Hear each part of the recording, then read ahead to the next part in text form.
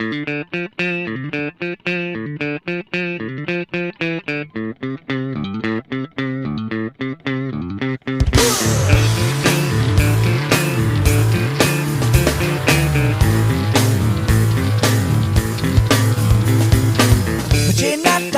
ုံတဲ့ခါပြန်ပြောရင်ရိုင်းနေပြောမယ်မြင်မကောင်းတာရင်နှင်းစရာစုံလုံးသာကမ်းကျင်တော့တယ်ဒီပုံနဲ့ဒီပဲနဲ့အဟုတ်ကြီးကိုလက်ခုပ်ပြီးတယ်ဒီအရန်နဲ့ဒီဇန်းနဲ့မနေတတ်တော့ဆဲခံရမယ်အကိုယောကယာ